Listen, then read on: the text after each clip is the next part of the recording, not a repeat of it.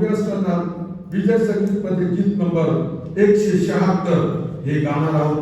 भक्तीची वेळ मला सदैव आवडे, मी टाकी चिंता सगळी व जाई बाबा जवळ. त्याप्रमाणे हे गीत आहे. भक्तीची वेळ मला सदैव आवडे. हे आपण गीत आहोत.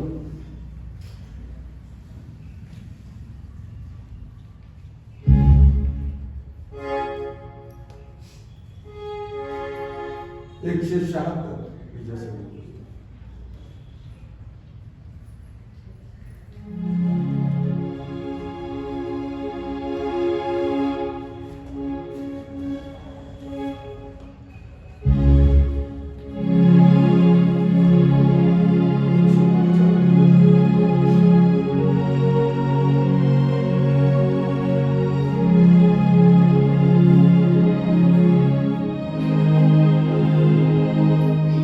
भक्तीची वेळ मला सदैव आवडे, मी टाकी चिंता सगळी व जाई बाबा जवळी. ते संकटाच्या मागे देईल प्रशांती हृदयी. तरी आपाशये तळे थांबवल्याती भक्तीची वेळ. भक्तीची वेळ हे पुराणांची नावे काही मला प्रेरणा देवा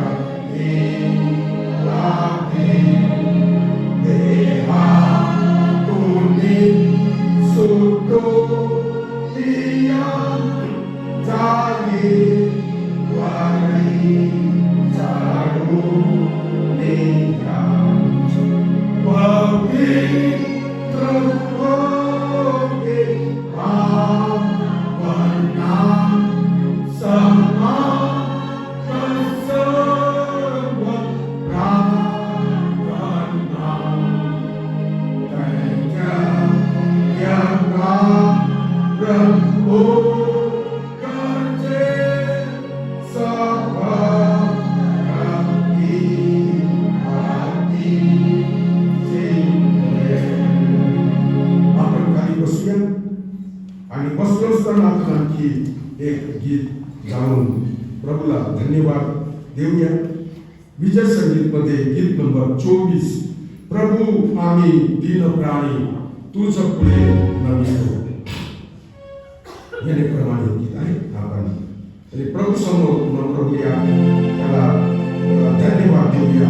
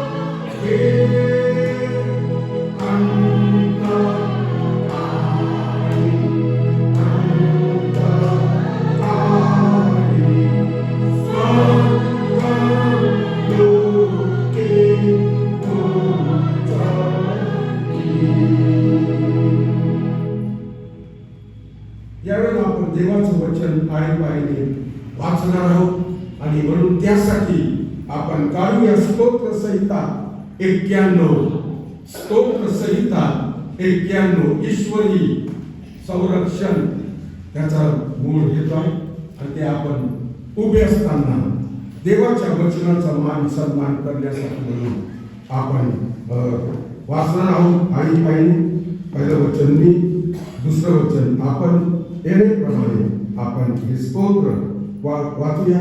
त्यानंतर आपण प्रेषितांचा विश्वास नांगिका सर्व मिळून संगती बोलणार आहे. सर्वांनी जर काढलं असेल तर येशूच्या नावाने मी पहिलं वचन वाचतो, आपण दुसरं वचन वाचा. जो परापराच्या गुप्तस्थळी वसतो तो सर्व समर्थाच्या सावलीत राहील.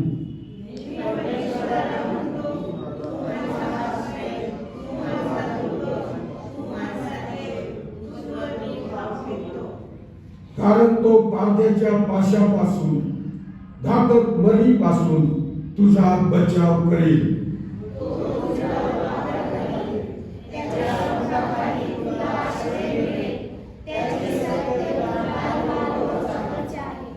रात्रीच्या समयींचे भय, दिवसा सुटणारा बाण,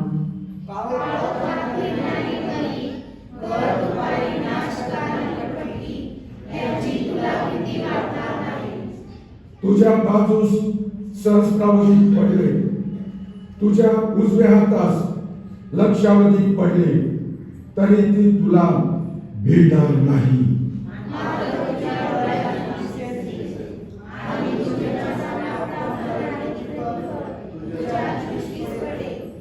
कारण परमेश्वर माझा आश्रय आहे असे म्हणून तू परात्पराला निवासस्थान केले आहेस.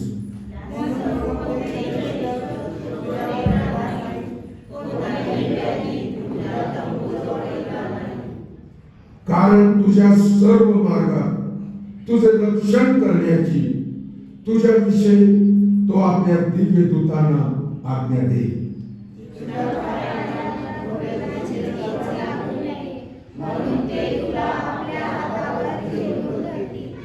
तू सिंह म्हणणार यांच्यावर पाय घेऊन चालशील, तरुण सिंह व अजगर यांनी तुळवीत चालशील.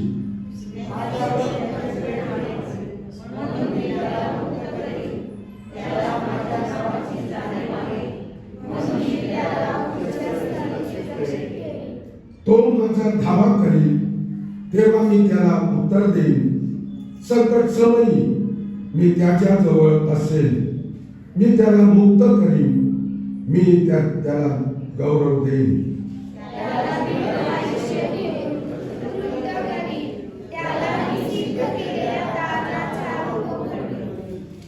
आपण या देवा या वाचलेल्या वचनावर आशीर्वाद पाहू.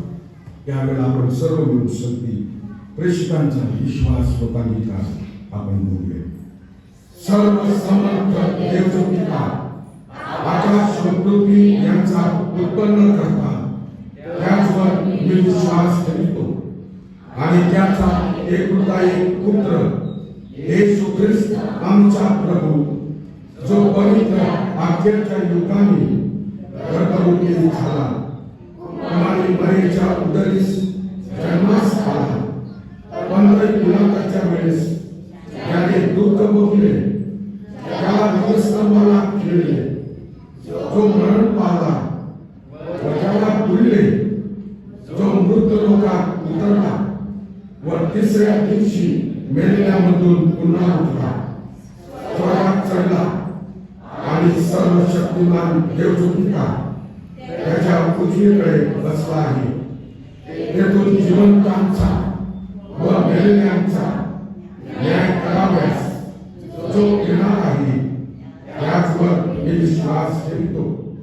पवित्र आत्मा, पवित्र सार्वत्रिक मंडळी, पवित्र जनांचा सहभागीपणा, पापांची क्षमा, देहाचे पुनरुत्थान आणि सार्वकालिक जीवन याविषयी मी विश्वास ठेवतो. आमेन. आपण खाली बसूया.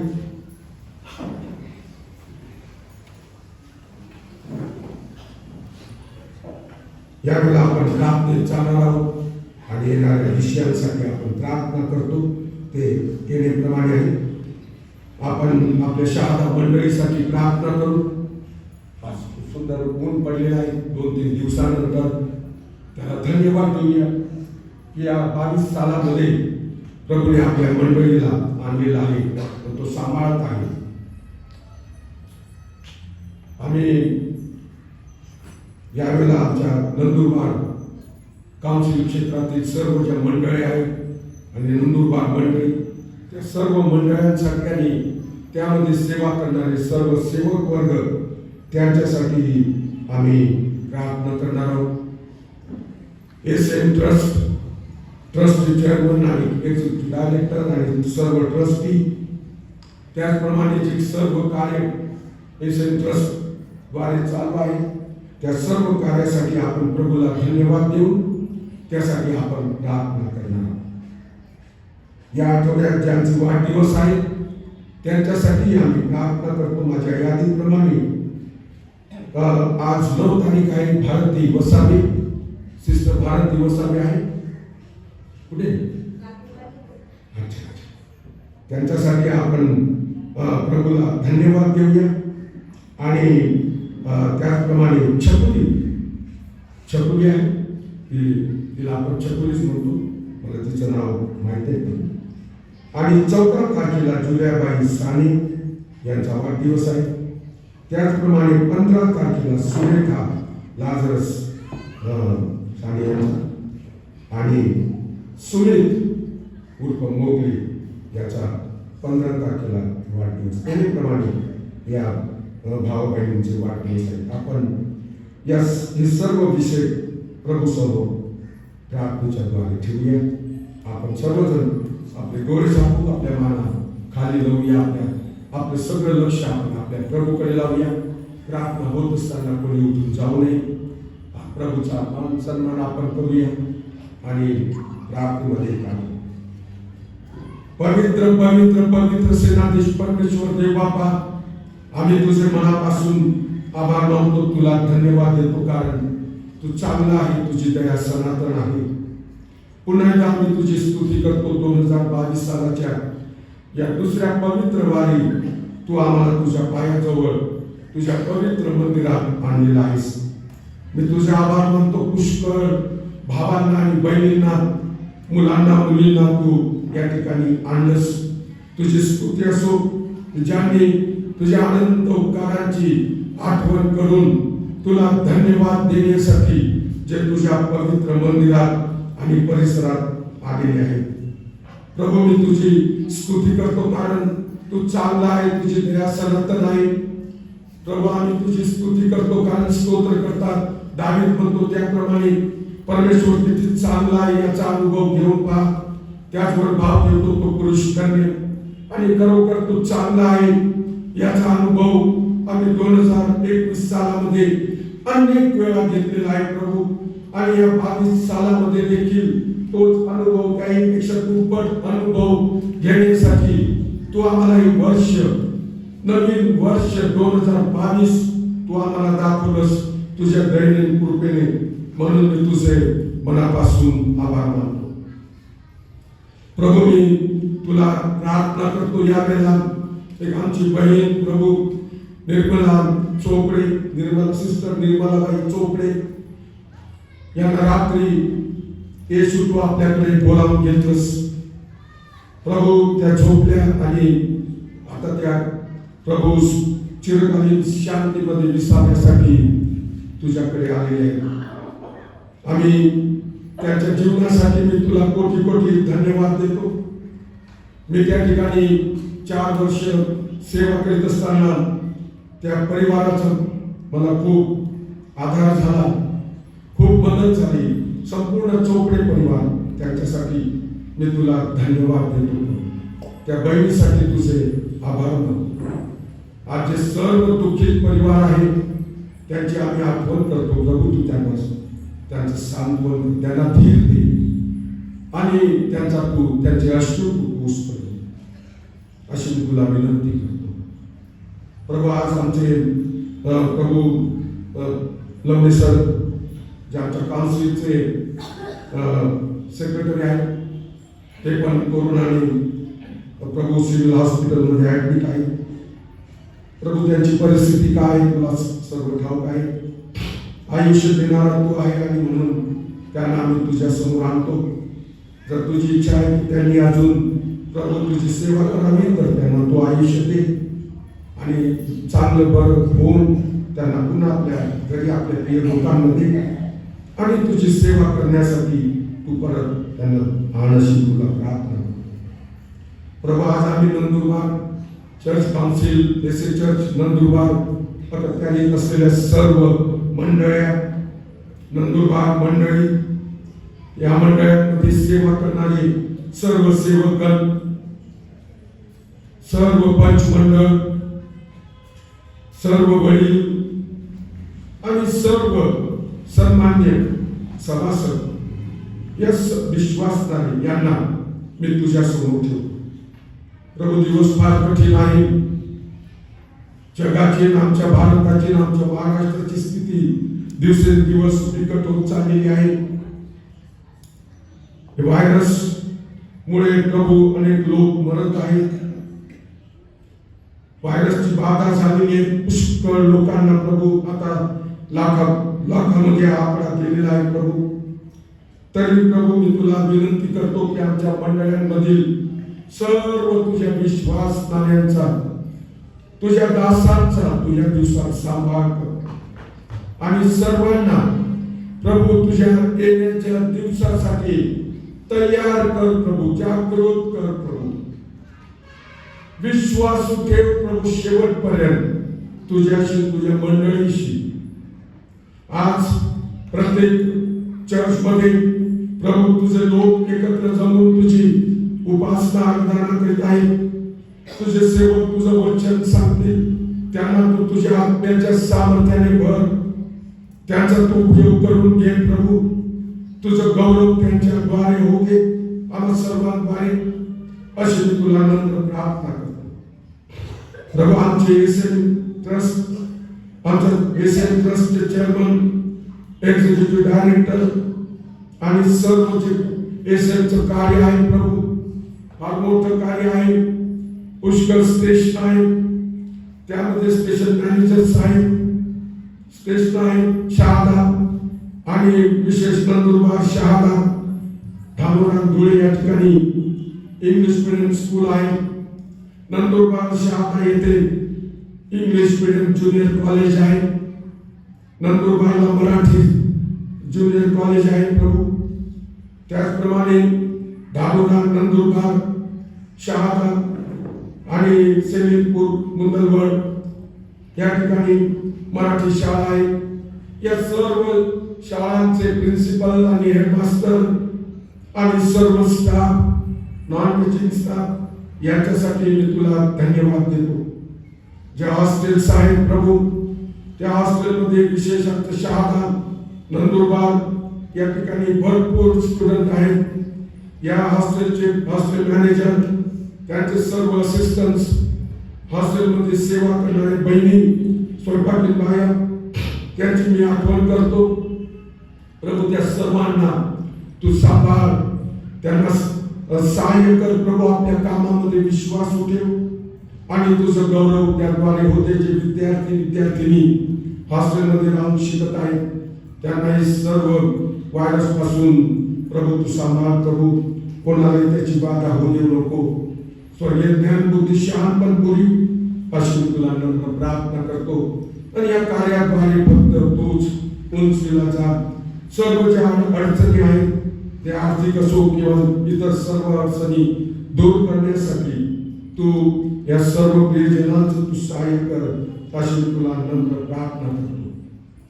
प्रभू आज मी प्रार्थना करतो आमच्या देशासाठी. आमचा देश, भारत देश हा महान देश आहे. 130 कोटीपेक्षा जास्त लोकसंख्या असलेला देश आहे. देशाचे राष्ट्रपती, उपराष्ट्रपती, पंतप्रधान आणि त्यांचं सर्व केंद्रीय मंत्रिमंडळ, आमच्या देशात कार्यरत असलेले सर्व केंद्रीय संस्था, प्रभू या सर्वांसाठी मी तुझे मनापासून आभार मानतो. प्रभू या देशाला चालवित असताना या केंद्रीय मंत्रिमंडळाचं, आमच्या मोदी सरकारचं तू सहाय्य कर प्रभू. आम्ही या देशात, आमच्या देशात असलेले सर्व राज्य आणि राज्यांचे राज्यपाल आणि राज्यांचे मुख्यमंत्री, त्यांचं मंत्रिमंडळ यांच्यासाठी मी तुला धन्यवाद देतो. आमच्या महाराष्ट्र सरकारसाठी मी तुला धन्यवाद देतो प्रभू. उद्धव ठाकरे सरकार यांच्यासाठी मी तुझी स्तुती करतो. संपूर्ण भारतामधून महाराष्ट्र असं एक राज्य आहे ज्या राज्यातून 38% जीएसटीचा भाग देशाला पुरवला जात आहे. प्रभू किती ही अभिमानाची गोष्ट आहे. जरी आमचं राज्य प्रभू कठीण परिस्थितीतून जात आहे, एकामागे एक प्रभू नैसर्गिक आपत्ती आमच्या राज्यात वर येत आहे प्रभू. शेतकऱ्यांच्या तोंडातील घास तो हिरावला जात आहे प्रभू. महामारी येत आहे प्रभू. अनेक समस्या आणि संकट उभी ठाकलेली आहे प्रभू. मी तुला कळकळीची प्रार्थना करतो. आमच्या सरकारचं तू सहाय्य कर. ते पण त्यांना पण जसं पाहिजे तसं बरं नाही.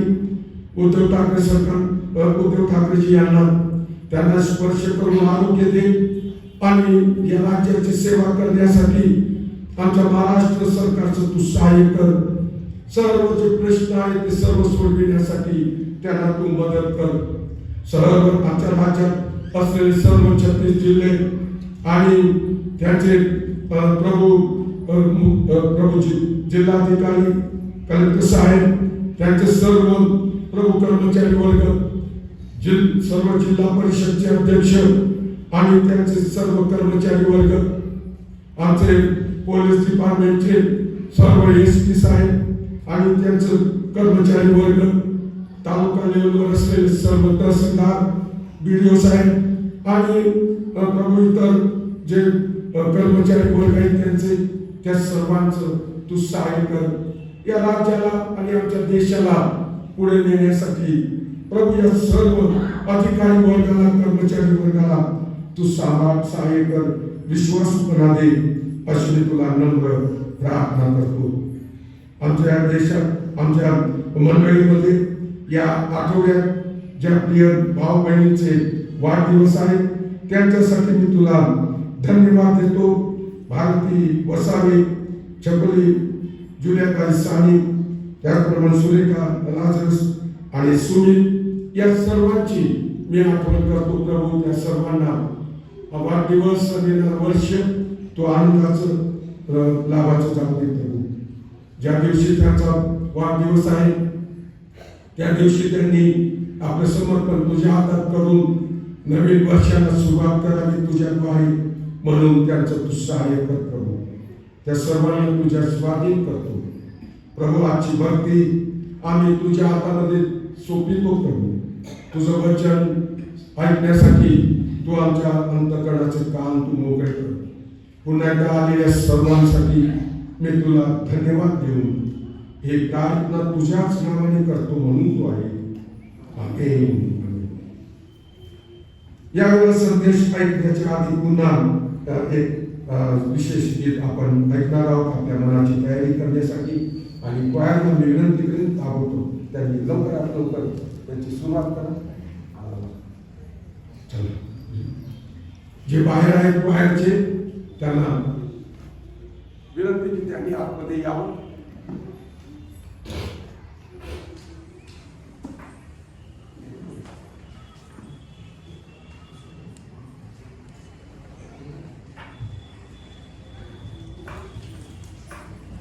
जे क्वायर वाले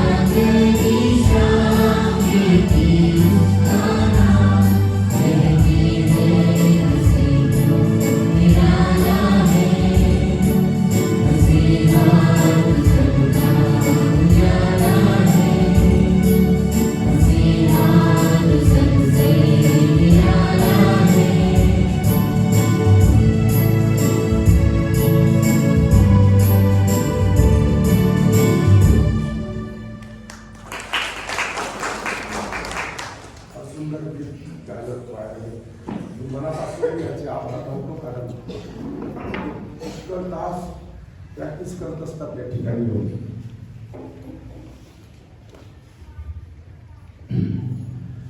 आमच्या क्वायरसाठी विकी आणि संदीप आणि त्यांचे सर्व क्वायर मेंबर यांच्यासाठी मी प्रभूला धन्यवाद देतो. देवाच्या वचनाकडे आपण लक्ष देऊया आपलं थोडा वेळ, आणि त्यासाठी यशया याचं पुस्तक 43वा अध्याय आणि 1 ते 5 ही वचनं आपण वाचणार आहोत.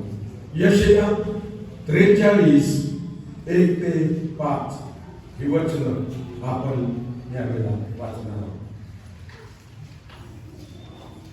मी विनंती करतो संदीप चव्हाण त्यांच्याकडे शास्त्र आहे, तर त्यांनी माईकमधून वाचावी वचन. यशया 43 1 ते 5 स्पष्टपणे घाई न करता सर्वांना ऐकू येईल आणि समजेल अशा आवाजात. परमेश्वर हाच एकमेव मुक्तिदाता आहे, हे त्याचं रीडिंग आहे.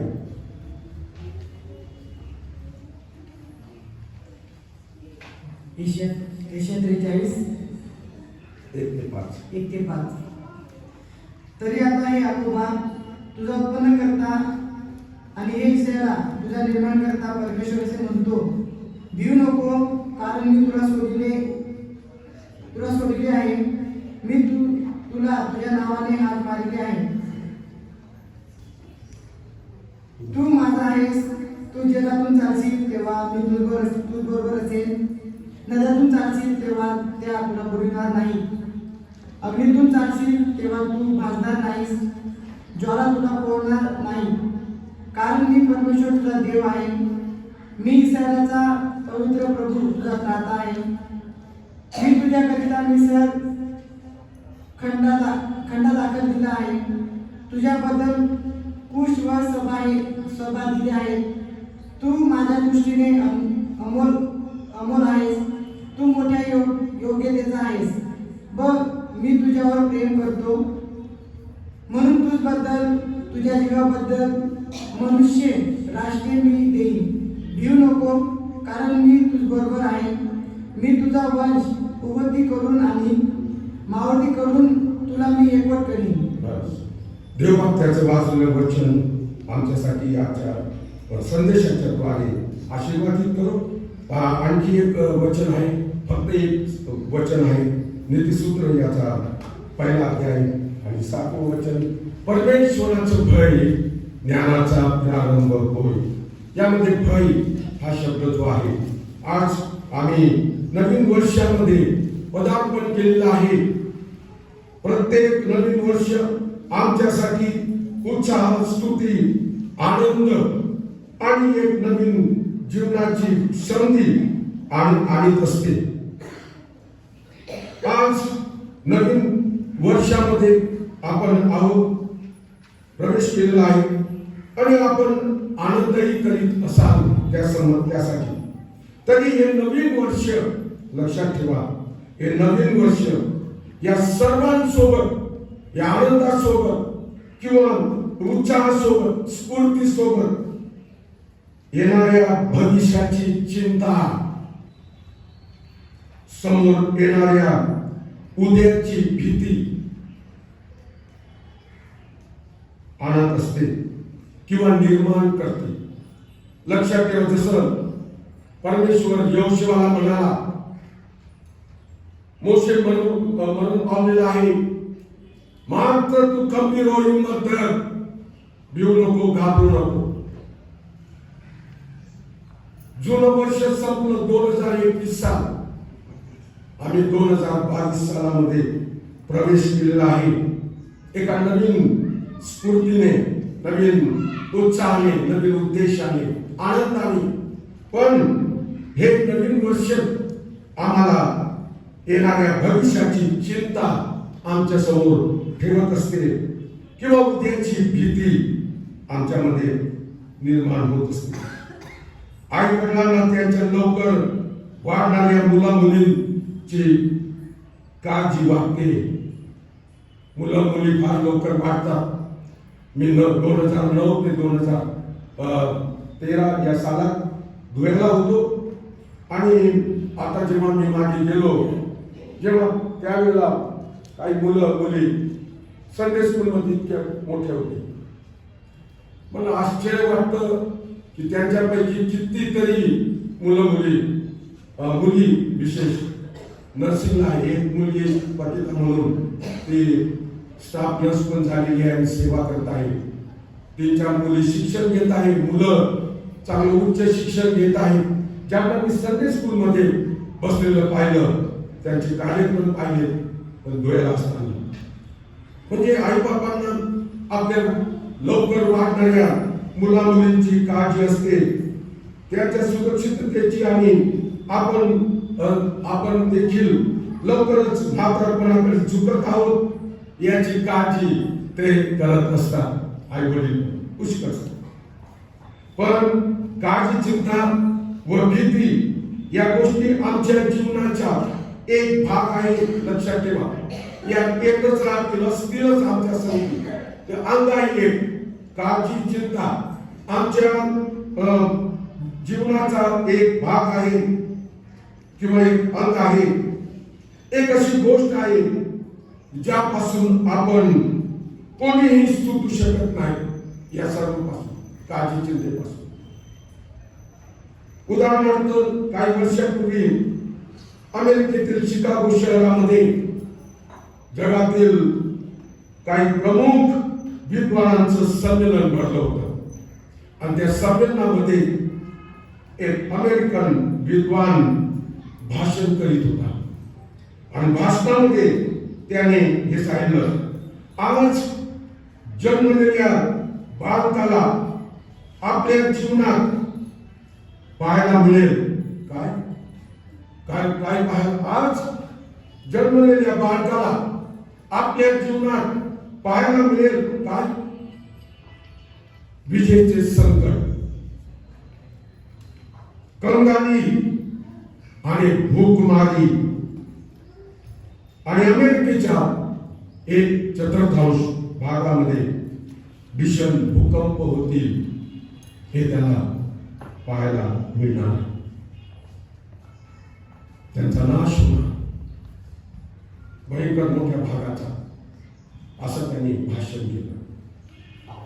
या सर्व गोष्टी आम्हाला हे प्रदर्शित करतात की अंधाराने भरलेलं भविष्य. या नवीन वर्षात जरी आम्ही सुरुवात केलेली नवीन वर्षाला, पण पुढच्या क्षणाला आमचं काय होणार आम्हाला माहित नाही. काल रात्री धुळ्याला आमच्या निर्मला बाई चोपडे त्या झोपल्या आणि झोपेतच राहिले, मरण पावले. काही सांगता येत नाही. प्रिय बहिणींनो, भावांनो, आमच्या आयुष्याचं या वर्षामध्ये प्रत्येक म्हणजे कोणत्याही दिवशी काय होऊ शकतं, आणि म्हणून आम्ही जागरूक असायला पाहिजे. अंधाराने भरलेलं भविष्य, भीती व चिंतेने भरलेलं भविष्य, अंधाराने भीती आणि चिंतेनं भरलेलं भविष्य, भीती किंवा भय या संबंधी ही यशाला अपयशाकडे नेते. भीती जेव्हा आमच्या जीवनात भीती निर्माण होते किंवा येते, भीतीने आम्ही ग्रस्त होतो, तेव्हा ही भीती आम्हाला यशापासून अपयशाकडे ती घेऊन जाते. भीती जीवनाला अस्ताव्यस्त करते. दुसरी गोष्ट, तिसरी, भीती मनुष्याला मानसिक दृष्टीने रोगी बनवते. तिसरी गोष्ट, भीती माणसाला मानसिक दृष्टीने रोगी बनवते. चौथी गोष्ट, भीती आपले व्यक्तिमत्व नष्ट करू शकते. भीती ज्या व्यक्तीच्या जीवनात भीती आहे त्याचं व्यक्तिमत्व ती नष्ट करू शकते. आणि पाचवी गोष्ट आहे, भीती आपल्या जीवनाला जिवंत नरक बनवू शकते. 5 गोष्टी या भीतीमुळे घडतात. म्हणून या भीतीला आमच्या जीवनामध्ये स्थान देता कामा नये. उदाहरणार्थ शब्दकोशात या भीतीला किंवा भयाला त्याचं स्पष्टीकरण असं केलेलं आहे, पीडांनी भरलेली मानसिक स्थिती. पीडांनी भरलेली मानसिक स्थिती, ज्याला आम्ही भीती म्हणतो. उदाहरणार्थ आपण पाहू शकतो आदाम आणि हवा यांचं उदाहरण. त्या एदेन बागेमध्ये परमेश्वराने पहिला आदामाला निर्माण केलं. परमेश्वर आदामासंगती रोज बोलत होता, सहवास होता त्यांचा दोघांचा एकमेकांना. आणि त्याला परमेश्वराला कळून चुकलं की मनुष्य एकटा असावा बरं नाही, आणि म्हणून त्याने त्याला त्याच्यासाठी नारी बनविले. आपल्याला सर्वांना माहिती, मी जास्त डिटेलमध्ये जात नाही. पण जेव्हा कालांतराने पुढे आज्ञाभंगाचं पाप त्याच्यामध्ये आलं, जो आदाम परमेश्वराला भेटण्यासाठी तो नेहमी पुढे जात होता, जेव्हा त्याने पाप केलं, त्याला कळून चुकलं, परमेश्वर नेहमीप्रमाणे आला, तेव्हा आदाम कुठे होता? झाडाच्या मागे. कारण त्याच्या मनात भीती निर्माण झाली,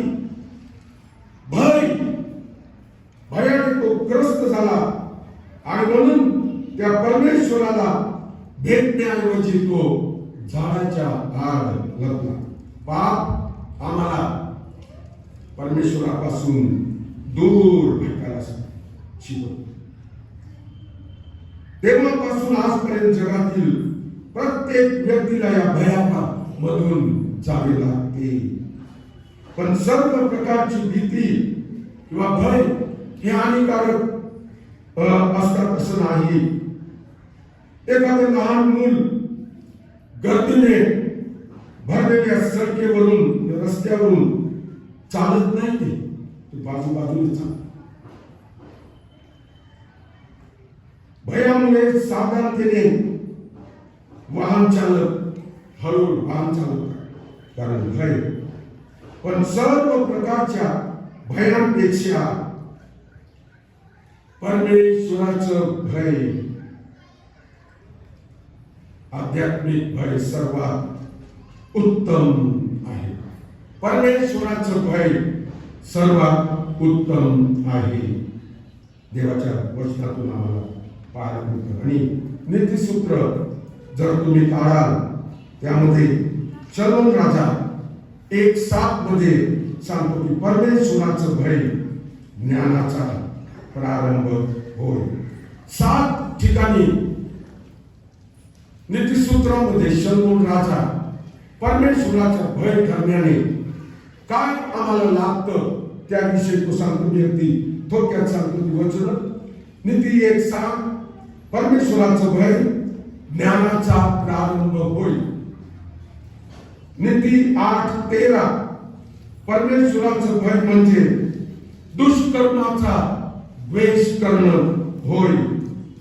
नीती 10:27, नीती 10:27, परमेश्वराचं भय आयुष्य वाढविते. फार महत्वाचं वचन आहे. परमेश्वराचं भय आयुष्य वाढविते. 14:27, परमेश्वराचं भय जीवनाचा झरा आहे. सार्वकालिक जीवन, सुखी जीवन जर आम्हाला पाहिजे आहे, या जगातच परमेश्वराचं भय धरायला आम्हाला शिकावं लागणार आहे. 5वं भय आहे 15:33, परमेश्वराचं भय हे सुज्ञतेचं शिक्षण होय. 6वं भय 19:23, त्यामध्ये दिलेलं आहे परमेश्वराचं भय जीवन प्राप्तीचा मार्ग आहे. परमेश्वराचं भय आम्हाला जीवन प्राप्तीचा मार्ग शिकवते किंवा दाखवते. आणि शेवटलं 7वं भय आहे नीती 22:4. परमेश्वराचं भय याचं पारितोषिक. तुम्हाला पारितोषिक पाहिजे आहे. पहिला आहे धन. धन पाहिजे, परमेश्वराचं भय धरा. दुसरा आहे सन्मान, मान सन्मान पाहिजे आहे. देवापासून आणि माणसापासून परमेश्वराचं भय धरायला शिका. तुम्हाला आपोआप मान सन्मान मिळणार आहे. मान सन्मान मिळवण्याची आम्हाला आवश्यकता पडणार नाही. परमेश्वर आम्हाला उंच करणार आहे. आणि शेवटलं पारितोषिक आहे जीवन. जसं शलोम राजा नीतिसूत्र 3 आणि 1-2 मध्ये म्हणतो, माझ्या मुला माझं धर्मशास्त्र विसरू नको.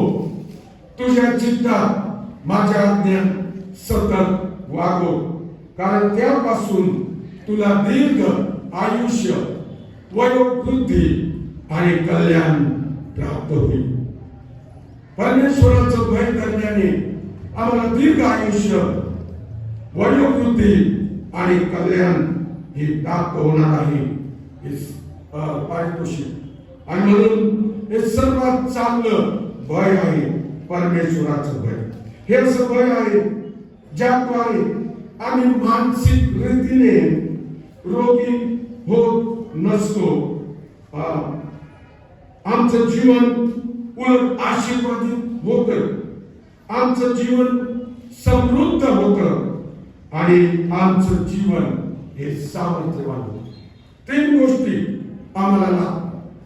हे भय म्हणजे परमेश्वराचं भय धरल्याने आमचं जीवन हे रोगी, रोगग्रस्त असं होत नाही, भयग्रस्त होत नाही, काळजी चिंतेत आम्ही पडत नाही जास्त.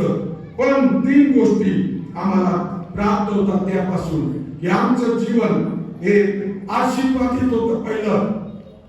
दुसरं, आमचं जीवन समृद्ध होतं. आणि तिसरं, आमचं जीवन सामर्थ्यवान होतं. शक्ती. रोज कुठे गेले होते? स्तोत्र 84 त्यामध्ये जेव्हा आम्ही परमेश्वराच्या मंदिरात त्याच्या घरात येतो आणि सामर्थ्याने भरून जातो. दुसऱ्या प्रकारचं भय हे जटिल भय होय. ते परमेश्वराच्या दृष्टीने वाईट आहे.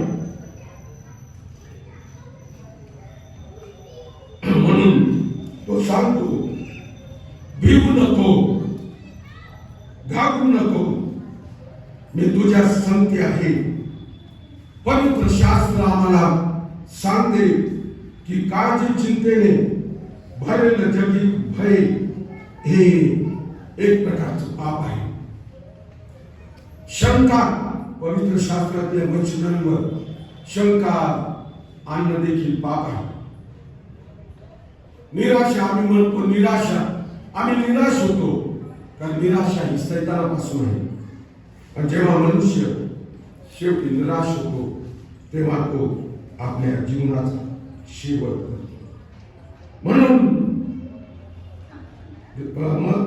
प्रगती 21 आणि 8 हे वचन सांगतं, परंतु भेकर, विश्वास न ठेवणारे, अमंगळ, खून करणारे, जार कर्मी आणि चेटकी, मूर्तिपूजक व सर्व प्रकारचे लबाड बोलणारे यांना अग्नीच्या व गंधकाच्या जळत्या सरोवरात वाटा मिळेल. हे दुसरे असल्या प्रकारचं भय, असल्या प्रकारचे भयग्रस्त झालेले जीवन जगणाऱ्या लोकांना सार्वकालिक जीवन नाही, स्वर्गीय जीवन नाही, त्यांना अग्नीच्या आणि गंधकाच्या जळत्या सरोवरात वाटा मिळणार आहे. आणखी पवित्र शास्त्रामध्ये दाविदाचं उदाहरण आपण घेऊया. दाविदाला शाऊलाचं भय होतं, त्यामुळे रानावनातून तो भटकत होता. कारण शाऊल त्याचा जीव घ्यावयास टपलेला होता. पण जेव्हा दावीद परमेश्वराकडे गेला तेव्हा तो आपले अनुभव त्याच्या स्तोत्रामधून लिहितो आणि म्हणतो. 2 वेळा या दाविदाच्या हातामध्ये हा अभिषिक्त राजा सापडलेला होता. जेव्हा एका गुहेत दावीद आणि त्याचे 400 लोक लपलेले होते, त्याच गुहेमध्ये हा शाऊल राजा बैल दिशेस गेलेला होता. अगदी त्याच्या हातामध्ये तो सापडलेला असतानाही तो त्याच्या लोकांना म्हणतो, देवाच्या अभिषिक्तावर मी हात उचलणार नाही. दुसरे डोंगराच्या ह्या बाजूला शाऊलाची पलटण होती, दुसऱ्या बाजूला दावीद आणि त्याचे 400-500 लोक त्याच्या शाऊलाच्या भीतीने लपलेले होते. जेव्हा त्यांना कळून चुकलं की शाऊल आणि त्याचे सेनापती त्याचे सैन्य पलीकडच्या बाजूला आहे, तिथे त्याने आम्ही पाहतो की तिथे तो गेला आणि शाऊल सेनापत्यांनी तर सैन्याच्या मध्ये मधोमध झोपलेला असताना त्याचा सेनापती अब्नेर होता. त्यावेळेला दावीदाने त्याचा पाण्याचा जग आणि एक काठीची होती भाला तो घेऊन तो वरती गेला आणि दावीदाने ओरडून सांगितलं, शाऊल राजा. आणि त्यावेळेला त्याने तो आवाज ओळखला. त्याच्या हातामध्ये तो सापडलेला होता, पण त्याने त्याच्या सवती जो त्याचा सैनिक होता त्याला म्हटलं, नाही, मी हाही देवाचा अभिषेक आहे, त्याच्यावर मी हात उचलणार नाही. आणि त्याने त्याच्यावर हात उचलला नाही. त्याचा फायदा किंवा त्याचा परिणाम, त्याचा मोबदला परमेश्वराने दावीदाला दिला. आणि जेव्हा दावीदाने परमेश्वराच्या भया संबंधीचा अनुभव घेतला आपल्या जीवनात, तेव्हा तो स्तोत्र 34 आणि 4 मध्ये म्हणतो, मी परमेश्वराला शरण गेलो आणि तो मला पावला. त्याने माझ्या सर्व भयांपासून मला सोडविले. हा अनुभवातूनच त्याने हे लिहिलेलं आहे. त्या शाऊलाच्या भयापासून परमेश्वराने त्याची सुटका केली आणि म्हणून तो लिहू शकतो की त्याने माझ्या सर्व भयांपासून मला सोडविले.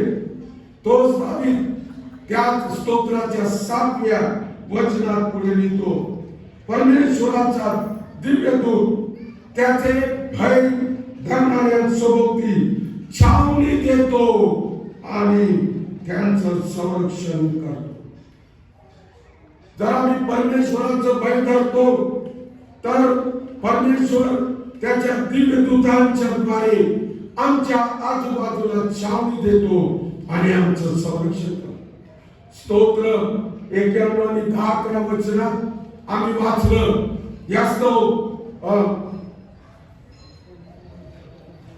यास्तव कोणताही अनिष्ट तुझ्यावर येणार नाही, कोणताही व्याधी तुझ्या तंबूजवळ येणार नाही, कारण तुझ्या सर्व मार्गात तुझं रक्षण करण्याची तुझ्याविषयी तो आपल्या दिव्य दूतांना आज्ञा दिली. एका सेवकाचं तोंडून ऐकलं, त्यांच्या गाडीत येशू त्यांच्या गाडीच्या समोर तू चाल. येशूला तो सांगतो, येशू त्यांच्या गाडीच्या समोर तू चाल आणि त्यांचं सांभाळ. दुसरी प्रार्थना त्या सेवकाच्या तोंडून ऐकली, मी कृपी करून सांगत नाही. तो मुलगा आता परीक्षेला बसला आहे, त्याच्या खुर्चीवर तू बस, त्याचं तू प्रेम हो. ही काय प्रार्थना आहे? ही काय प्रार्थना आहे? त्याच्या पुढे तू चाल, हे इतकं स्पष्ट वचन आहे. यास्तव कोणताही निष्ठ तुझवर येणार नाही, कोणताही व्याधी तुझ्या तंबूजवळ येणार नाही, कारण तो तुझ्या सर्व मार्गात तुझं रक्षण करण्यासाठी आपल्या दिव्य दूतांना आज्ञा देतो, आपल्या दिव्य दूतांच्या द्वारे तो आपलं रक्षण करतो. जे खरे विश्वासणारे आहेत, खरे विश्वासणारे, त्यांच्या आजूबाजूला 2 दिव्य दूत असतात. ते आम्हाला दिसत नाही, त्याचा अनुभव मी स्वतः घेतलेला आहे माझ्या जीवनात. जेव्हा मी तोरणमाळला मुक्कामाला जात होतो, महिन्यातून एकदा प्रबोधन देण्यासाठी, पावसाळ्याचे दिवस होते, स्टँडवर मी माझी बॅग घेऊन गेलो. तिथे विचारणा केली, त्यांनी सांगितलं की डायरेक्ट गाडी नाही, काय पाण्यापर्यंत बस जाईल फक्त. मी मनातच म्हटलं, नागराला हात लावले आहे, मी मागे जाणार पाहणार नाही. मी गेलो, त्या गाडीमध्ये खूप लोक बसलेले होते. मी खूप आनंदी झालो, कारण इतके लोक तोरणमाळला माझ्या संगती असेल मला वाटलं. मसाव झालं, आधी गाडी संपली. पुढे मुसलमानांचं गाव आलं कोणतं, इस्लामपूर. तिथे काही लोक संपले, उतरले. त्यानंतर पुढे आणखी एक गाव लागतं, आणि त्यानंतर शेवटी राणीपूर लागतं. राणीपूरला तर सर्व एसटी रिकामी झाली, फक्त मागे 4 लोक बसलेले होते आणि मी एका सीटवर बसलो होतो. चढणारे देखील नव्हते, फक्त 2 जण बसले होते. आणि तेही 3 सीटवर मी बसलो असताना माझ्या सीटवर येऊन बसले. मला खूप राग आला मनामध्ये, इतकी एसटी रिकामी असताना माझ्या जवळ का बसले दोघं. पण त्याचा अनुभव मी घेतला. प्रिय बहिणी भावांनो, माझा हा जिवंत अनुभव मला सांगू द्या. रात्रीच्या 7:30-8ची वेळ होती, पाऊस पडत होता. त्या काळ्या पाण्याला आम्ही आलो, दिसत नव्हतं, पाऊस पडत होता. माझ्याजवळ बॅग होती. हे मागचे 4 लोक तर भरभर शॉर्टकटने वर चढून गेले पाय वाटून, आणि मला म्हणून डॉक्टर टाटा म्हणून म्हणतात. मला ते डॉक्टर समजले. पण हे 2 जण जे प्रभूने पाठवलेले होते, माझ्या आजूबाजूला वर चढायचं होतं, छाती सारखा एक चढाव होता तो, आणि मी चढत होतो. एक मनुष्य माझ्या पुढे, दुसरा मनुष्य माझ्या मागे. एकाकडे त्याची छत्री त्याने माझ्या डोक्यावर धरली होती. ओळखणं पाळत काय नाही. माझी बॅग एकाने घेतली, एकाने त्याची छत्री मला पाऊस लागू नये म्हणून माझ्या डोक्यावर धरली. आम्ही चढलो पहिल्या पॉईंटपर्यंत. मी त्यांना म्हटलं, आता डायरेक्ट आपण जाणार नाही, रस्त्याने जाऊ. रस्त्याने चालत असताना एक डाव्या बाजूला, एक उजव्या बाजूला चालले माझ्यासोबत, छत्री माझ्या डोक्यावर. 9 वाजेला, 9:30ला आम्ही तोरणमाळ पोहोचलो. अंधार बुडून त्या सेवकाकडे गेलो. ते दोघंही गायब झाले, मला दिसले नाही. तुझ्या सर्व मार्गात तुझं रक्षण करण्याची तो आपल्या दिव्य दूतांना आज्ञा देईल. हा अनुभव मला, जिवंत अनुभव मला आला. प्रिय भावनांनी, आपल्यालाही कदाचित आलेला असेल असा अनुभव. स्तोत्र 23:4 मध्ये हा स्तोत्र करता म्हणतो, मृत्यू छायेच्या दरीतूनही मी जात असलो तरी मी अविश्वास भिणार नाही, कारण तू माझ्या बरोबर आहेस. हा अनुभव देखील मागच्या वर्षी 19 ऑगस्ट ते 29 ऑगस्ट या दरम्यान त्या सिव्हिल हॉस्पिटलच्या ICU वॉर्ड मध्ये मी स्वतः घेतलेला आहे. कोरोनाने बाधित झालेलो असतानाही परमेश्वराने मला त्या ठिकाणी सावधान 15 डेट पॉलिसीने पाहिजे. पण परमेश्वराने माझे सावधान केले. स्तोत्र 27 आणि 1 या वचनामध्ये आम्ही वाचतो, परमेश्वर माझा प्रकाश व माझे तारण आहे, मी कोणाची भीती बाळगू. कोण बोलता हे वचन? दावीद, जो शमूच्या शाऊल राजाला भिवून पळ काढत होता. जेव्हा त्याने परमेश्वराच्या भयाचा अनुभव घेतला, तेव्हा तो हे म्हणू शकतो की परमेश्वर माझा प्रकाश व माझे तारण आहे, मी कोणाची भीती बाळगू. परमेश्वर माझ्या जीवाचा दुर्ग आहे, मी कोणाचे भय धरू. हे 22 सालामध्ये, हे 22 साल कसं असेल आम्हाला माहित नाही. कोणी सांगू शकत नाही 15 मे चा दिवस तुमच्या माझ्यासाठी कसा असेल. कोणी सांगू शकत नाही 17 जुलैचा दिवस तुमच्या माझ्यासाठी कसा असेल. अंधाऱ्या रात्रीप्रमाणे पण जेव्हा आम्ही परमेश्वराचं भय धरायला शिकतो, त्याचा अनुभव घेतो, तेव्हा नवीन वर्ष जरी असेल, अंधाऱ्या रात्रीप्रमाणे असेल, तरी आम्हाला निश्चित माहित आहे की परमेश्वर आम्हाला या वर्षातही शेवटपर्यंत पार नेणार आहे. स्तोत्र 32 आणि 7 या वचनामध्ये आम्ही वाचतो. हा स्तोत्र करता दावीद म्हणतो, तू माझे आश्रयस्थान आहेस. काय आश्रयाचा दुर्ग, आश्रयाचा कळप, आश्रयाचं स्थान आम्ही कोणाला केलेलं या दिवसात, जेव्हा 2022 सालामध्ये आम्ही त्याला सुरुवात केलेली आहे त्या वर्षामध्ये, तेव्हा आम्ही कोणाला आमच्या आश्रयाचं स्थान करीत आहोत. हा स्तोत्र करता दावीद म्हणतो, तू माझं आश्रयाचं स्थान आहेस. तू संकटापासून माझं रक्षण करशील, किती खात्री द्या. जेव्हा त्याने हा परमेश्वराच्या भयाचा अनुभव घेतला, तेव्हाच तो म्हणू शकला की संकटापासून तू माझं रक्षण करशील. स्तोत्र 34 आणि 9-10 या वचनामध्ये परमेश्वराचे पवित्र जन, आता तो तुम्हाला आणि मला सांग, परमेश्वराचे पवित्र जन त्याचं भय धरा. तो तुम्हाला मला आवाहन करत आहे, त्याचं भय धरा, त्याची भीती बाळगा, त्याला आपलं जीवन सोपून द्या. कारण त्याचं भय धरणाऱ्यांना काही पुन्हा परत नाही. तरुण सिंहासन पान पडते आणि त्यांची उपासमार होते. पण परमेश्वराला शरण जाणाऱ्यांना कोणत्याही चांगल्या वस्तूंची वाण पडत नाही.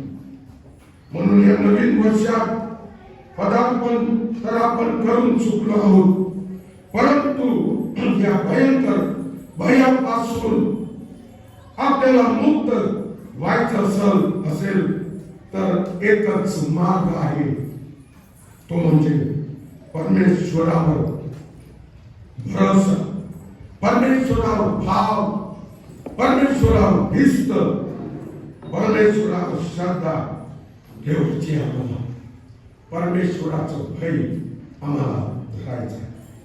कारण संसारिक चिंता व भय ह्या सैतानापासून आहे. तो याद्वारे आपल्या भोवते जाळे पसरतो. परमेश्वरापासून मनुष्याला दूर ठेवण्यासाठी या चिंता, हे भय, या काळज्या तो आमच्या जीवनात आणत असतो.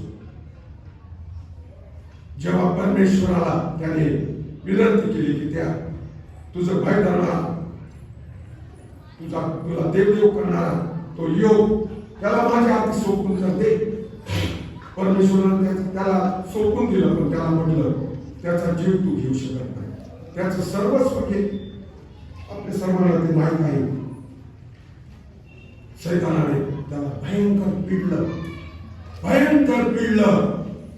तरी असं आम्ही योग संबंधी वाचतो की त्याच्या मुखातून एक भ्रम शब्द निघाला नाही. या बाबतीत नुकसान जरी झालं, सर्वस्व केलं, 6,000 मेंढर, 3,000 ऊंट, बैलांच्या 500 जोड्या आणि 500 गावी, 7 पुत्र, 3 कन्या, सर्वस्व शेतीतलं उभं पीक कापून नेलं, जनावरांनी खाल्लं, सर्व. तरी या योबाला देवाचं भय होतं.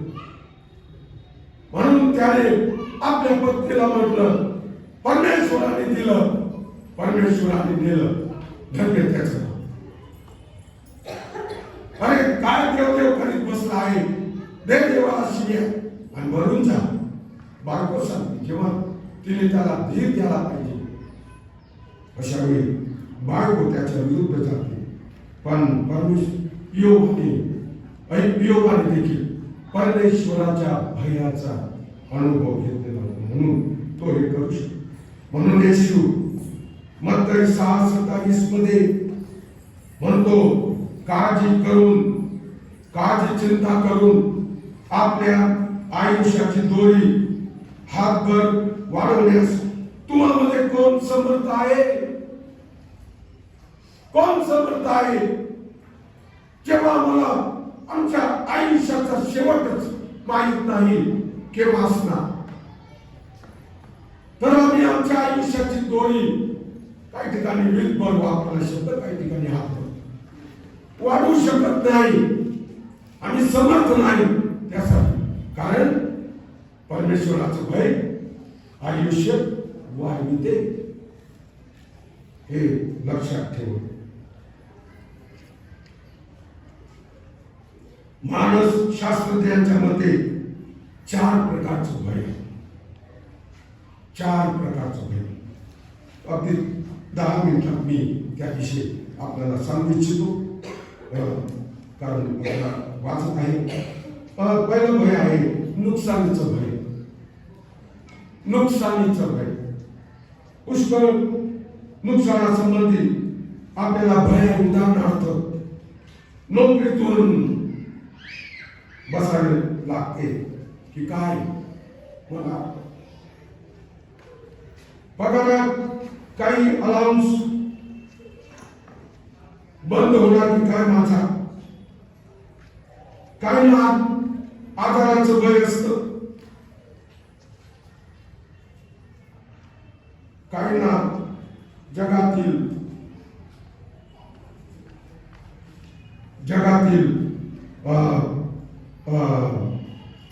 ज्या गोष्टी आहेत त्या आम्हाला मिळत नाही, त्या मिळायला पाहिजे. आम्ही निराश होतो, भयभीत होतो. जगातील प्रसिद्ध वर्तमानपत्रांपैकी एका वर्तमानपत्राची सल्लागार श्रीमती लेंडर्स, तिचं नाव, त्या पत्रकारितेचं त्या सल्लागार जी होती तिचं, श्रीमती लेंडर्स, यांना रोज खूप पत्र येतात,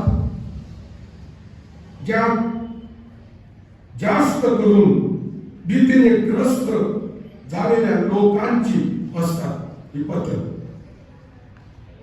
जवळजवळ 85% पत्र तिला भीतीने भयग्रस्त झालेल्या लोकांची असतात.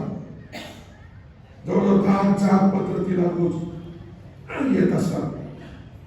भयभीत आणि भीतीने ग्रस्त झालेल्या लोकांची पत्र असतात, ज्यांना आपल्या शिक्षणासंबंधी, कोणाला नोकरी संबंधाने, कोणाला आरोग्य संबंधाने, कोणाला आपल्या संपत्ती संबंधाने, कोणाला मृत्यू संबंधाने काळजी चिंता असते आणि ते त्या लेंडर्स कडून सल्ला मागत असतात पत्रातून. हे पत्र त्यासाठी पाठवतो. पण देवाचं वचन या भयंकर भयापासून मुक्त होण्यासंबंधी मत्तई 6:30-34 या वचनात आम्ही वाचू शकतो. कृपा करून कहाणी वाचू द्या. मत्तई 6:30-34 ही वचन थोडक्यात आपण वाचू.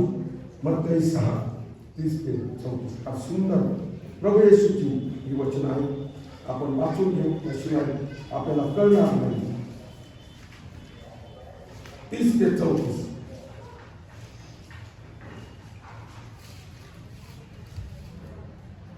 मत्तई वर्तमानाचे 6वा अध्याय 30-34 आपण ऐकणार आहोत.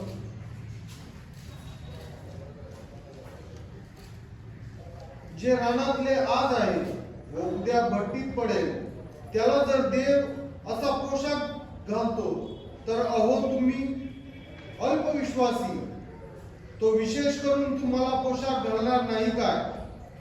यास्तव काय खावे, काय प्यावे, काय पांघरावे असे म्हणत चिंता करीत बसू नका, कारण ही सर्व मिळवण्याची धडपड परराष्ट्रीय लोक करतात.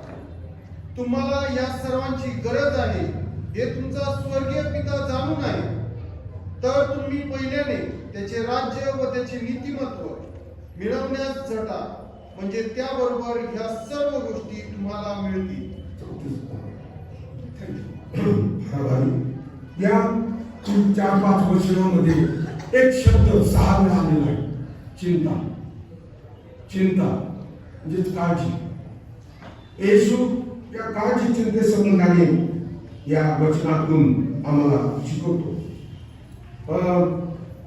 दावीद राजा स्तोत्र 37 आणि 25 मध्ये म्हणतो, मी तरुण होतो आणि आता म्हातारा झालो, तरी धार्मिक निराश्रित झालेला व त्याची संतती विकेस लागलेली मी पाहिली नाही.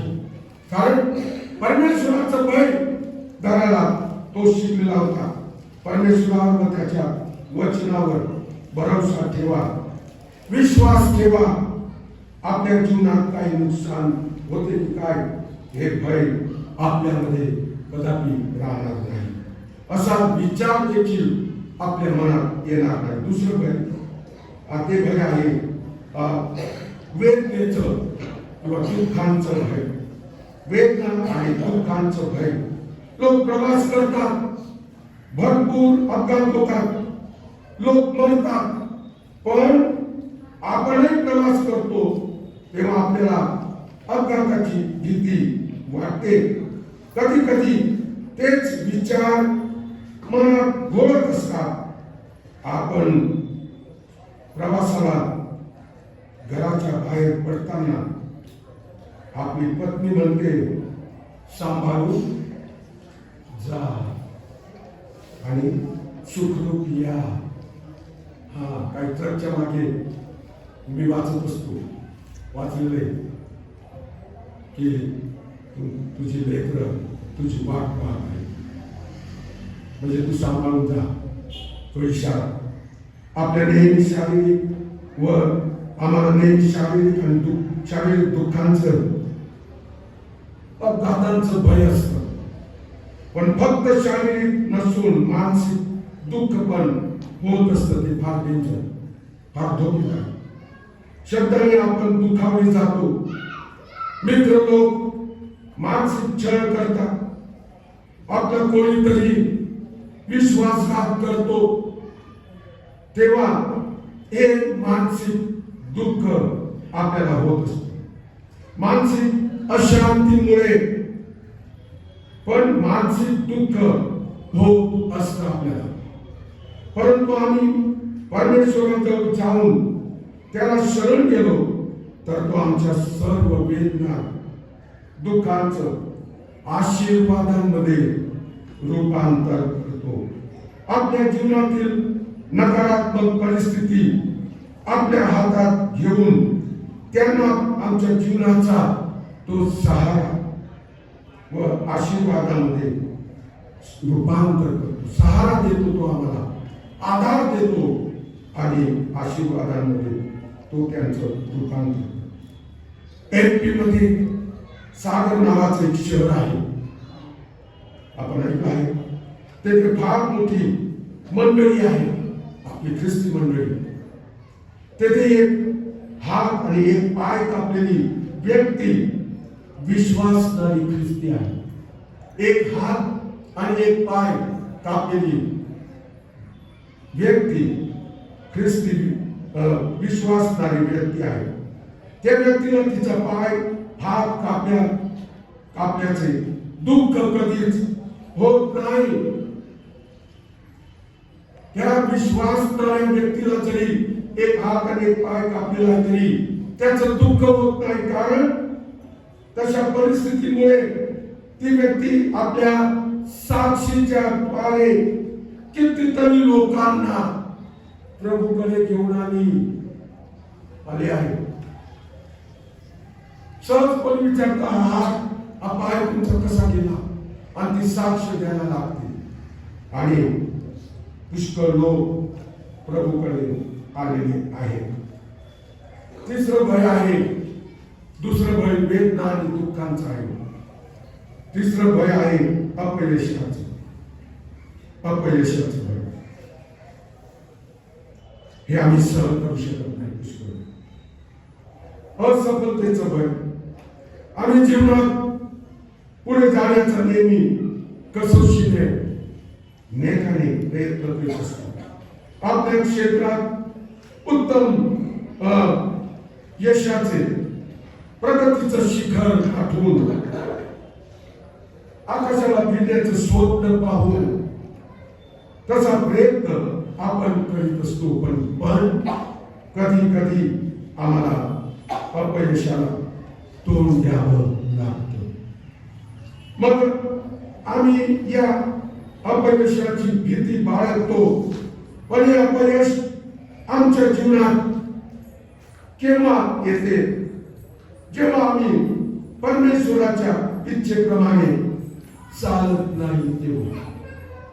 जेव्हा आम्ही आमच्या परमेश्वराचं भय धरण्याचा प्रयत्न आम्ही करत नाही, तो मार्ग आम्ही शोधत नाही.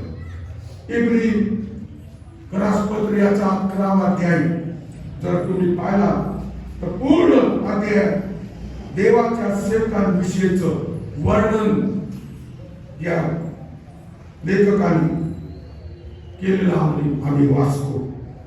जे देवाशी विश्वासू आणि ते जीवनात कसे सफल झाले त्याविषयी त्यांचं वर्णन त्या लेखकाने लिहून ठेवलेलं आहे. कारण ते परमेश्वरावर भरोसा ठेवून चालले व त्याच्या इच्छेप्रमाणे वागले. दुसरं उदाहरण यहोशुआ याचा 1 अध्याय 1 ते 9 या सफलतेचं 3 सूत्र आम्हाला दिसतात. पहिलं परमेश्वर यहोशुआला म्हणतो, जसा मी मोशाच्या बरोबर होतो तसाच मी तुझ्या बरोबर असेल. हे सूत्र नाही, पण पुढे तू सांगतो, मात्र तू खंबीर हो, हिम्मत धर आणि पुढे जा.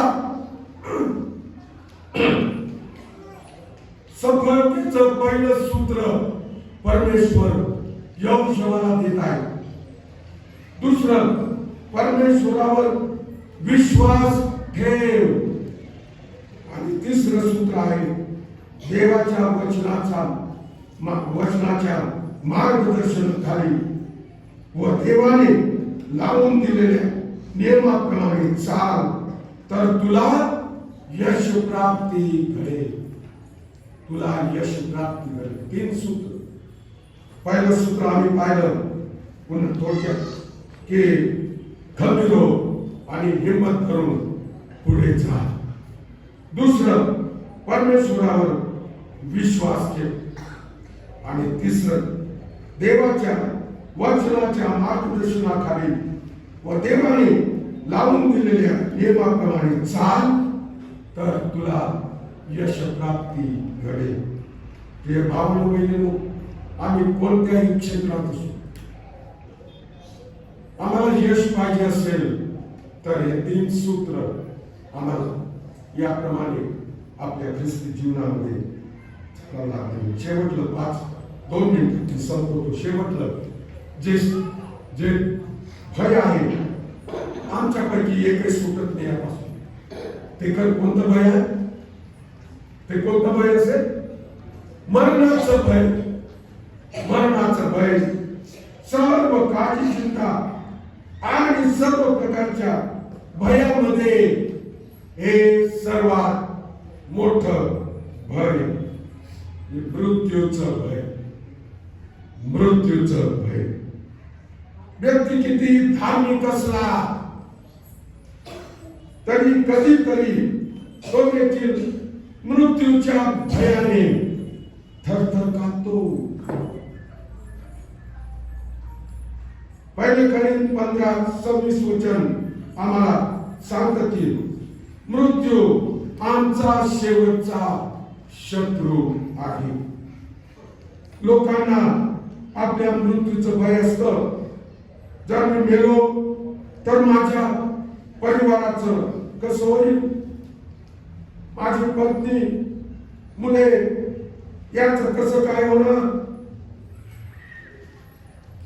या भयामुळे मनुष्य जास्त पैसा कमवण्याच्या मागे असतो. धंदा जमवण्याचा तो प्रयत्न करतो. नोकरीत इन्क्रिमेंट मिळविण्याचा तो प्रयत्न करतो. विश्वासपणाने नोकरी करून धडपडतो. यासाठी माझ्या मृत्यूनंतर माझं कुटुंब आर्थिक बाबतीत सुरक्षित असेल ही आशा धरून तो हे सर्व करतो. पुष्कळ जणांच्याकडे. पण हे भय आमच्यामधून सुटत नाही. एका सेवकाने सर्वेक्षण केल्यानंतर असा निष्कर्ष काढला की मनुष्य आपल्या जीवनात प्रत्येक 10 मिनिटात एकदा तरी मरणाविषयी विचार करतो. सरासरी आता कदाचित या 10 मिनिटात आम्ही विचार केला नसेल किंवा पुढच्या, पण सरासरी तो सांगत आहे की 10 मिनिटात एकदा तरी आमच्या मनात ते भय, मरणाचं भय येत असतं. हे सर्वात मोठं भय आहे. त्याने मृत्यूचा पराभव, पण प्रभू येशू मृत्यूचं उत्तर आहे. योहान 14 आणि 19 मध्ये येशू म्हणतो, कारण पुनरुत्थान आणि जीवन मीच आहे. मी जिवंत आहे. मी जिवंत आहे. मार्ग, सत्य आणि जीवन मीच आहे. मी जिवंत आहे. त्याने मृत्यूचा पराभव केला. तो एका संघर्षातून गेला, पण त्याने मृत्यूला पराजित करून आमच्यासाठी जीवनाचा मार्ग म्हणून तयार केला. म्हणून पौल म्हणतो, कारण जगणे हे मला ख्रिस्त आणि मरणे हा मला लाभ असा आहे. जगणे हे मला ख्रिस्त आणि मरणे हा मला लाभ असा आहे. शेवट एक मिनिट.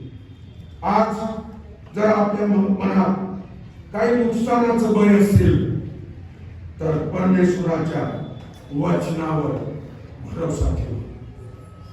नुकसानाचं भय असेल, परमेश्वराच्या वचनावर भरोसा ठेवा. दुसरं भय, आम्हाला वेदना आणि दुःखांचं भय असेल, वेदना आणि दुःखांनी आम्ही ग्रासलेले असून तर प्रभूची कृपा आपल्याला पुरेशी आहे. हे अभिवचन आपल्या जीवनात घ्या. हे अभिवचन आपल्या जीवनात घ्या. तिसरं, असफलतेचं भय आपल्या जीवनात असेल तर परमेश्वराच्या इच्छेप्रमाणे चाला. परमेश्वराची 3 सूत्री जे मी सांगितलं आपल्याला यहोशुआच्या 1 अध्याय 1 ते 9 वचनातून, त्याप्रमाणे चाला. आणि चौथं भय, मृत्यूचं भय आपल्याला असेल तर मृत्यूचं भय कधी करू नका. कारण येशू, आमचा येशू हा जिवंत आहे. ती जिवंत आशा देवाच्या वचनातून आम्हाला मिळालेली आहे. म्हणून कदाचित शरीराने आमचा मृत्यू होणार, पण जे दुसरं मरण आहे ते आमच्यावर कदापि येणार नाही.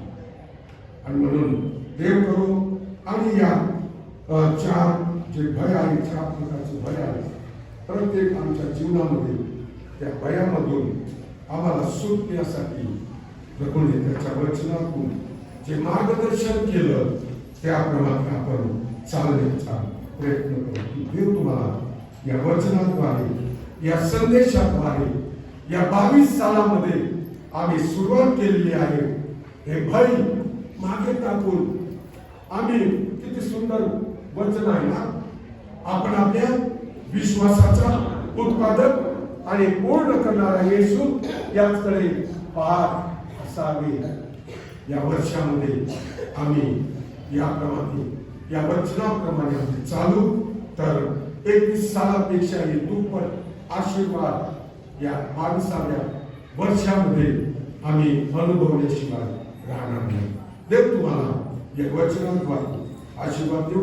आपण आपलं दान प्रभूला देणार आहोत आणि दान गोळा करीत असताना विशेष गीत क्वायर म्हणणार आहे. त्यानंतर आपण त्यावर आशीर्वाद मागणार थोडक्यात आजच्या आशीर्वादासाठी आणि दिलेल्या गोळा केलेल्या दानासाठी पण आपण प्रभूला धन्यवाद देणार आहोत. आपलं दान प्रभूला देणार.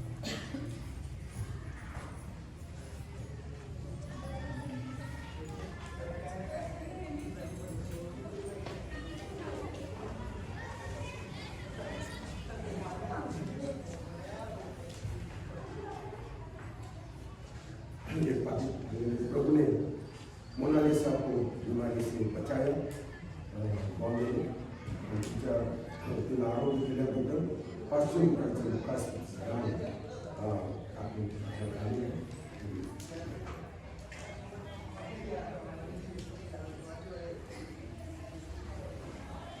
सुनील दगडू दिलाजी काटू यांनी 51 रुपयाचं दान नेहमी काटू साठी त्यांच्यासाठी आपण प्रभूला धन्यवाद देऊ आणि या दानावर प्रभूने आशीर्वाद पाठवा म्हणून प्रार्थना करू आणि आजच्या आशीर्वादासाठी प्रभूला धन्यवाद देऊ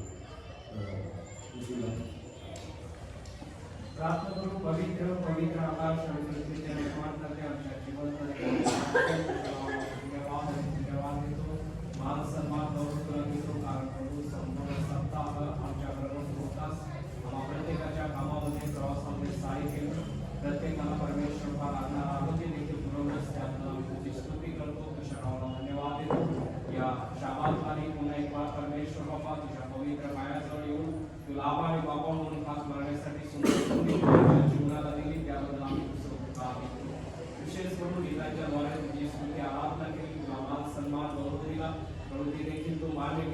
जे तुझं पवित्र आणि सत्य वचन तुझ्या दासांच्या द्वारे परमेश्वर ते आमच्यापर्यंत आलं ते वचन ग्रहण करण्यासाठी तू आम्हाला सहाय्य करून त्याबद्दल उपकार मागतो आणि विशेष करून परमेश्वर त्या वचनाप्रमाणे जीवन जगण्यासाठी आम्हाला तुझ्या आत्म्याच्या द्वारे मार्गदर्शन करून अशी आम्ही तुझं विनंती करतो.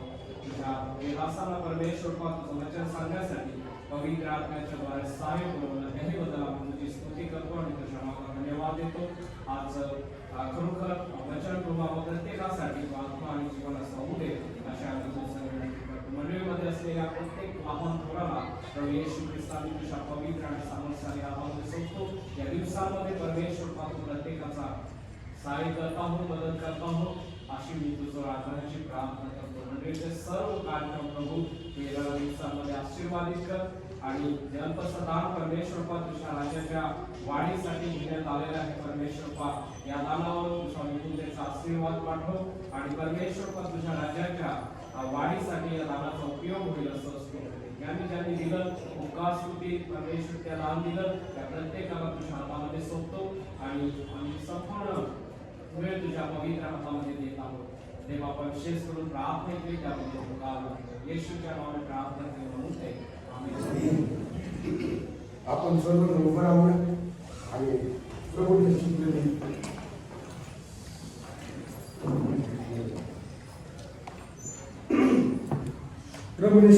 प्रार्थना आपण म्हणणार आहोत आणि त्यानंतर आशीर्वाद घेऊ आणि सुवर्ण देवपरात गीत गाऊन आपण शांतीने येथून एकमेकांना भेटून आनंदाने जगू. हे आमच्या स्वर्गातील पित्या, तुझे नाव पवित्र मानले जाऊ, तुझे राज्य येऊ, जसे स्वर्गात तसे पृथ्वीवरही तुझ्या इच्छेप्रमाणे हो.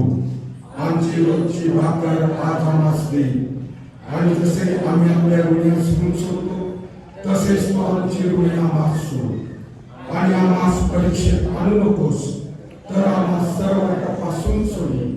कारण की राज्य सामर्थ्याने गौरव हे सर्व काळ तुझीच आहे. आमेन. आणि आता आपल्या तारणाऱ्या प्रभू येशू ख्रिस्ताची कृपा, देव बाप याची प्रीती आणि पवित्र आत्म्याची गोड संगती येथे असलेल्या सर्व विश्वासणाऱ्यांबरोबर ख्रिस्ताची मंडळी आणि देवाचं निवडलेलं इस्रायल राष्ट्र यांच्या बरोबर आता आणि सदा सर्व काळ आमचा प्रभू येशू ख्रिस्त जो लवकरच आपल्या मंडळीला घेण्यासाठी अंतराळात येणार आहे त्याच्या येण्याच्या दिवसापर्यंत समृद्धीत राहू. आमेन.